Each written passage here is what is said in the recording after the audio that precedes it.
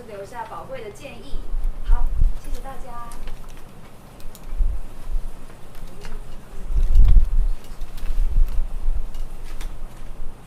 大家早，欢迎来参加我们錫昌科技跟台湾生理学会生理回馈跟神经回馈学会合办的这个工作坊这么好的星期六的这个假日也很佩服老师这个牺牲这么宝贵的时间来参加我们的活动。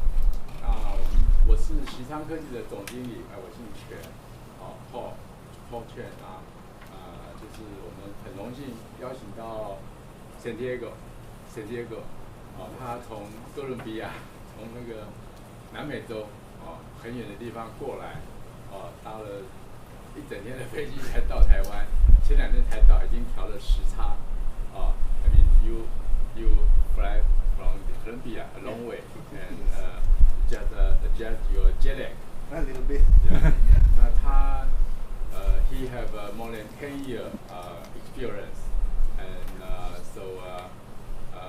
by the My Media, we distribute My Media from Netherlands, and My Media suggestion to inviting Santiago come, and so today and tomorrow we will do the workshop. I think. And discussing with him already, he will do more hand-on and do the not just talk, do the action. I think he will really share many the information with us. And today we have 2 Japanese brands also join with us. And they are from Japan, 长野 Nagoya. 也是 My Media 的代理商，也是来这边跟我们交流，一起学习。我们今天就有按照那个准备的课程那如果中间老师有任何建议或者是想要加强的有什么也欢迎都跟我们反映。那我们等一下外面也会准备一些茶水那洗手间好像在后面洗手间在后面。那中午时间我们在2楼用餐，那中午在用餐前，我们在用餐前也会准备也会有那个团体照，可以拍个group photo，那真的很感谢学会的协助一起来办成这么好的活动。那希望大家能够学习，那我们有那个回馈单。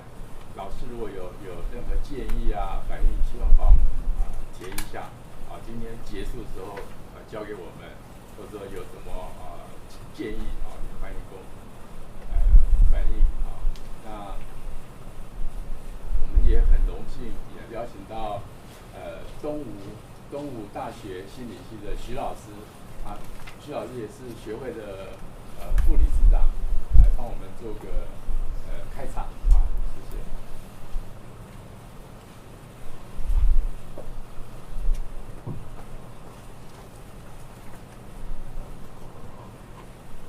Dr. Santiago, welcome you.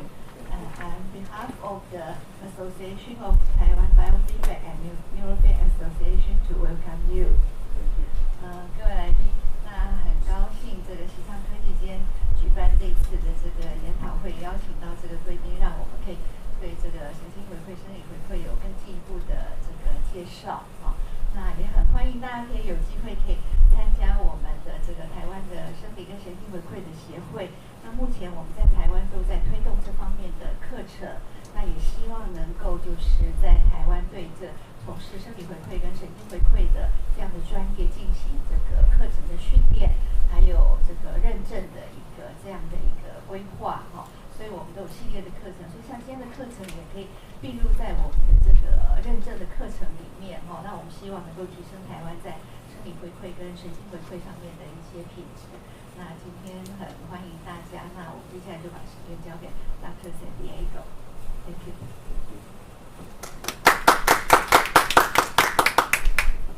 Well, good morning, everybody. Morning. It's truly an honor and a pleasure for me to be here in Taiwan for the first time. I'm really, really excited about the opportunity to be able to present my work and this journey through the world of neurofeedback with everyone here today, as well as tomorrow's workshop. And so we are going to have a very productive day, I hope. And like Paul was saying, I'm going to try to make everything more hands-on with lots of practice, because that's the way I like to run the workshops for the most part. I like people to use the equipment and get an idea for what it feels like and what the protocols are like, and do some theory behind it so that we cover the basics, but we'll try to make it more hands-on, more of a practicum experience, so that you guys can have a feel for the way I work. And hopefully it will be something that would be or will be beneficial for all of you here. Now, it is my understanding that we have varying degrees of experience here. Some of you might be new to the field, and some of you might have way more experience. So whatever we work on today, I'm going to try to address the best of my abilities. And if there's something that was left behind, something that was not clear, please ask as many times as you need, okay? If it is not clear, please ask me and ask me and ask me, because if you're not satisfied, then I'm not satisfied. And so I want you to understand what we're doing here, so you can go home and then go to work tomorrow and start using it with your clients successfully. And I want you to live with a grown sense of confidence in that you can do a more optimal, more integrated neurofeedback and biofeedback training with your clients to help them heal, help them get better. And so that's what we'll focus on. I will share in a second the outline that we have for today, and we'll try to stick to it as much as we can. If there's something that's not covered by the end of the day, because I understand some of you have to go early, then I would be more than happy to consult with you on the phone, email, Skype. I mean, we'll find a way to do it. So this doesn't end here. Doors are open for us to communicate more now and grow the field, which is ultimately our goal. Okay. I also understand some of you use other equipment. This is going to be focused on Mind Media, the Nexus 10 and Biotrace software. And I'm going to use some qEEG examples as well with WinEEG from NetSci, which is the software that I use in my work. And so we'll do a combination of both, and I will talk about how I integrate different perspectives into my practice, and hopefully that will give you an idea as to how to work with certain clients that you may have in mind, and you'll feel you're being very productive with, or the protocols are not being very successful, or how to improve your intervention strategies with the work that you do to be more successful. Because after all, what we want to do is have happy clients who bring us more happy clients and who are healthy. We want to help people get healthier, and that's the main goal. So that's what I want to share with you today, my experience. And I usually have this picture here because I have been doing rock climbing for the past 3 years now. And I started one day. This is in beautiful Suezca, Colombia. It's about a 45-minute drive from Bogota, and I go there every Sunday and do climb for 4 or 5 hours. I started doing rock climbing because I'm phobic to heights. I actually have a phobia of heights. And so one day I heard about the place, and I drove, and I met this guy from the United States, this American guy who was climbing, and he told me that I should try it. So I spoke with a friend of mine who's also from the United States, and I said, I'm going to go climbing next week. You want to come with me? And so we both went, and 3 years ago I wouldn't think I would be doing it. Now, the interesting part of rock climbing is that I found that it really helps with neuroplasticity. I have found that it's been really helpful to my brain and my overall mental health. So much so that there are some people in the Netherlands using rock climbing to treat depression and deep clinical depression with really good results. And so it's something that I started using with my clients too. So some of my clients have started rock climbing as well, and they're seeing and experiencing the benefits of it. And so I noticed that after climbing, I was less stressed at work, I was happier at work, I was more focused at work, and the most salient feature of it, the most salient outcome of my climbing has been my overall sense of confidence in myself, in being able to climb higher and higher every time, and in taking more risks. So I became more of a risk taker, and I'm more confident in the way I approach everything in my life after rock climbing. And so when I started looking at it, I thought to myself, well, why not integrate this with the neurofeedback and the biofeedback and the brain spotting and all the things that I use in my work. And it's been providing and showing wonderful results. So this takes me to the essence of today's work, which is integration. Okay, and the reason we're here today is because we work with this fella right here. Okay, so we are studying, treating, changing, optimizing the brain. And in recent years, not only the 10 years that I've been working doing this, but in recent years I've discovered that integration is the key. And I'm all about advocating for integration, not only doing neurofeedback. Now, some of you might do just neurofeedback, and that's fine. Some of you might do just biofeedback, and that's okay. Some of you do just talk therapy, and that's okay. But in my experience, integrating all those areas, it's much more successful. It gives you better outcomes when it comes to treating clients. And for the past, I would say 3 to 4 years, I've been integrating more and more things into my practice. So I started just doing neurofeedback because I just could afford the Nexus back then. I didn't do qEEG. So I saved for 4 years. I bought my MedSAR, and after doing qEEG, I never looked back. So it's a different story doing neurofeedback without qEEG, and it's a different story doing neurofeedback with the qEEG. And I also started integrating heart rate variability, and now we use functional medicine, we use nutrition, we use exercise, and I integrate every single one of those things in my practice. So every client, every new client that comes to see me has to go through the entire process. They have to go to the functional medicine doctor, they have to go to a nutritionist, they have to do an exercise program, they have to do the neurofeedback, biofeedback, and if the case requires to do psychotherapy or medication or whatever the case warrants based on the assessment. But that is a must. No client, I don't see any clients that don't go through the entire process. If they say, no, I don't do exercise, well, we're sorry, this is not the right clinic for you. And the reason I don't do it anymore is because I'm finding that when people do the integrative work, they have much better results. And they adhere better to the training. And when we do the follow-up, they're better for the longer run. So the gains are sustained more over time. And so this is what I will present to you today, and this is what we'll do. And so we'll do some qEEG-based work. I know that you already have training in neurofeedback short while ago. And so you have the basics of the delta brainwaves and the alpha brainwaves and SMR rhythm and ADHD protocols, things like that. But the idea is for me to be able to augment and increase that range of intervention and the range of possibilities. Because after all, the brain is an organ of possibilities, okay? And it's the organ that gives us the ability to be better, happier, more productive, better clients, better professionals, better husbands and wives and children and teachers and things like that.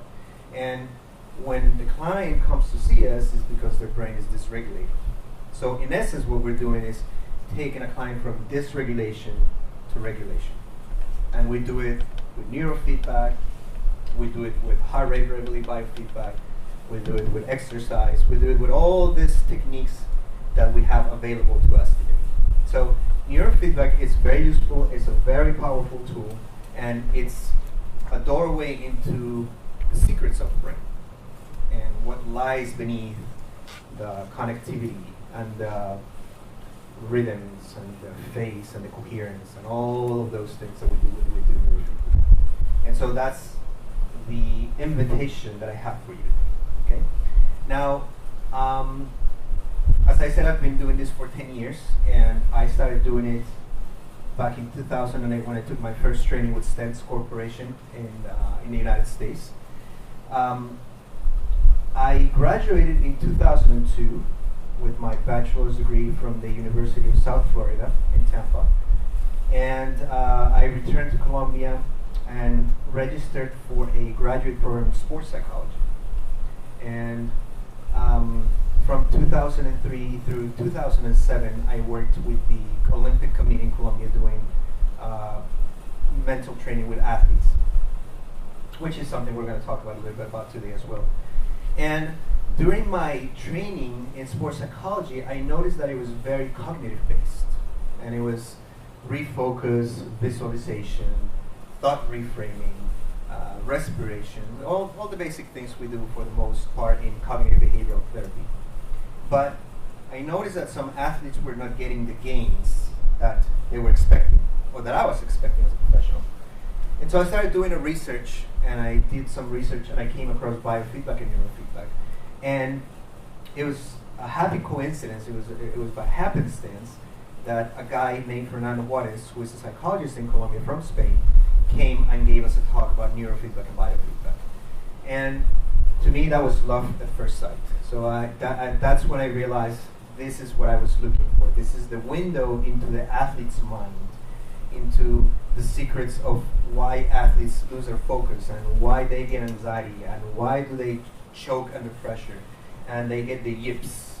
And the yips is a condition in golf that golfers get when their game goes south.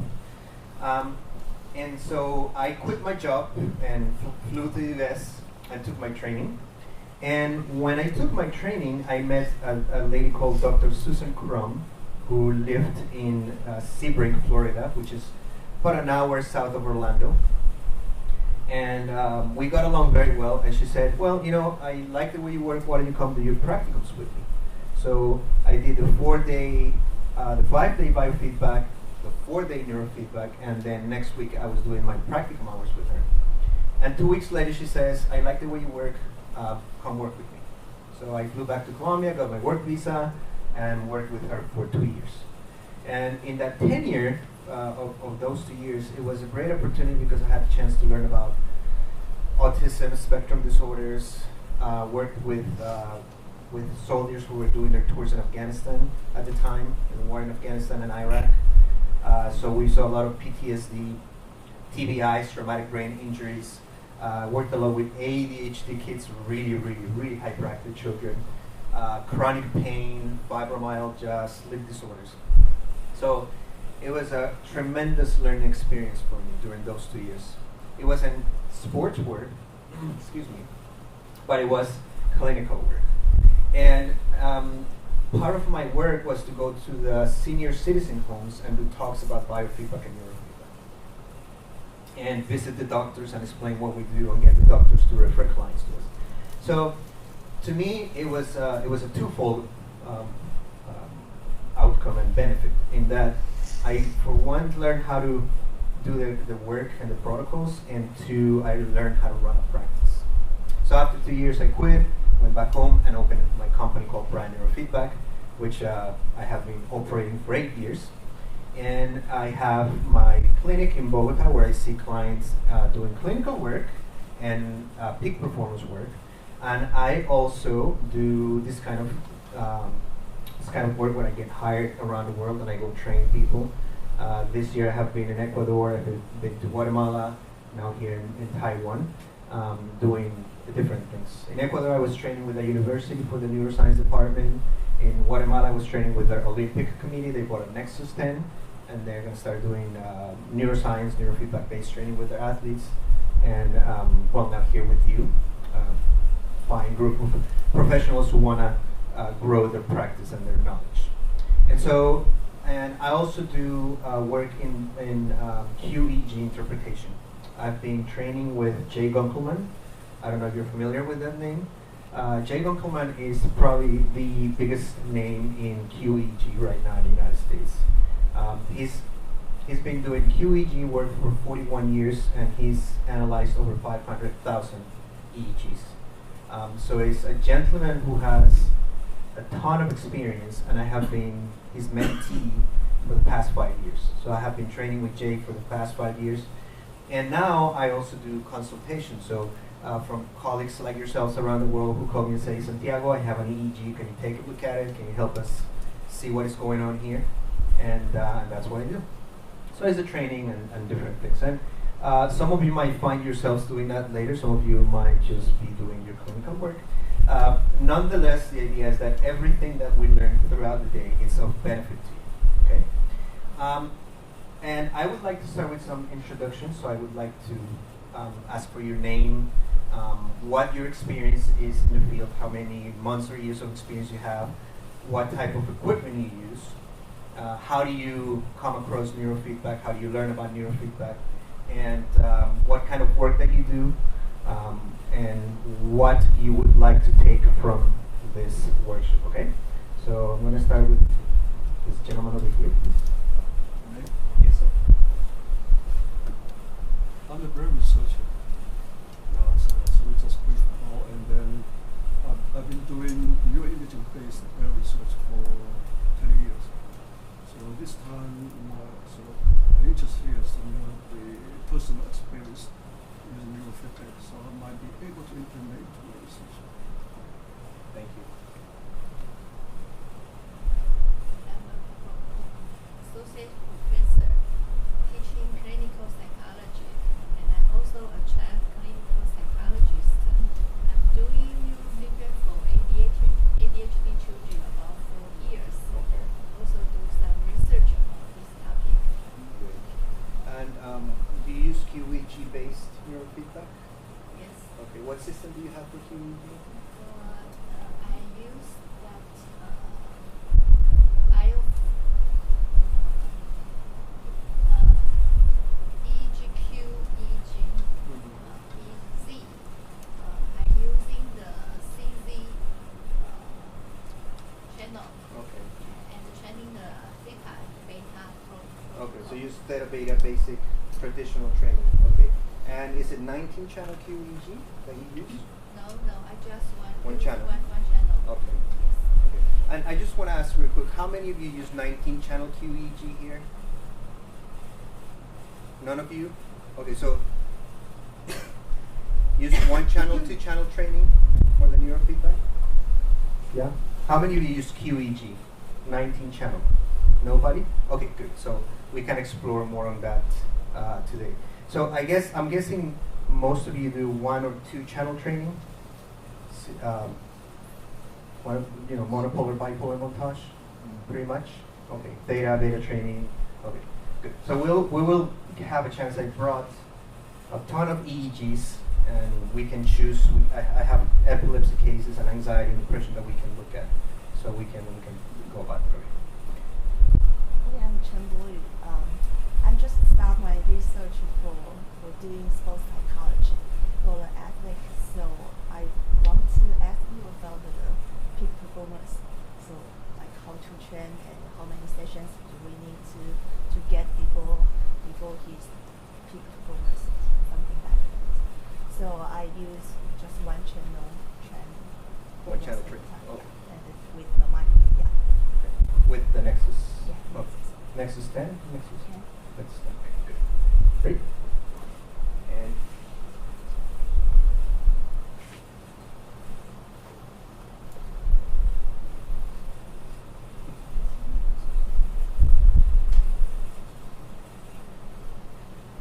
She has some trouble in speaking English. Maybe Okay.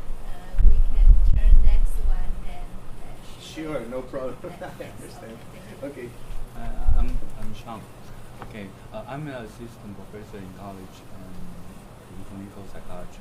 My research is basically want to treat depression people with neurofeedback techniques. we have one or two protocol in development. Okay. It's basically you say that it's a two-channel database. Okay. Function the protocols. The populations we want to develop the protocol is based on depression of the patient. Great. Thank you. I'm a clinical psychologist and work in the psychiatric hospital. When I in my graduate school, I learned some neurofeedback course.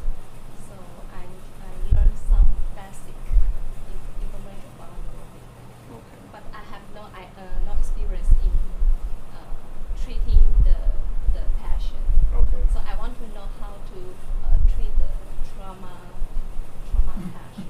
Okay, trauma patients. Okay. Is it just traumatic brain injury or emotional trauma as well? PTSD. PTSD, okay, great. I'm Eva. I'm a clinical psychologist too, and I have no experience in qEEG or biofeedback. I just want to know how to use the interview with the equipment. Okay, great, thank you. Back there, please. Vivian here. I'm assistant professor in the School of Investigation Defense Center. I'm also emergency head nurse in military hospital. I study in sports medicine or some sports psychiatry in military personnel. Otherwise, because of my disaster experience, so I'm interested in some sports or exercise intervention in traumatic brain injury patients. Otherwise, I also interested in how to measure the bloodstream or oxygenation using FMERS. So, I have no any experience about biofeedback or neurofeedback, but I just interested in how to measure the not only qEEG or FMERS to understand more about our brain. Okay. Otherwise, I also C-spine injury with myelopathy, so I have hemipathis experience, and I rehabilitate by exercise by myself, and then after that I can walk and even running. So I just want to know what's the effect on using exercise or the walking exercise to make traumatic brain injury patients to be healthier and happier. Okay, great. Great, thank you. I'm Sharon. I'm clinical psychologist in hospital. We use biofeedback for anxiety patient, and doctor know if one patient is very anxiety, doctor will send them to here, and we design a program for anxiety patient, and we teach them how to relax, how to breathe, and show their breath and heart rate in monitor, so patient will know when they doing right or how to breathe. And but I want to know the biofeed or neurofeedback can do more. I think it can do more, not only anxiety people. So I come here. I want to know how to plan a program for each person who have their mental problem. Okay, great. And what you do respiration biofeedback? Breathing biofeedback? What kind of biofeedback do you use? Breathing, temperature, Breathing, temperature, heart rate variability? Yes. Okay, and what type of equipment do you use? What amplifier? Is it an M-Wave, a Nexus? What equipment, what amplifier do you use? What kind of equipment? Nexus, Mind, M-Wave.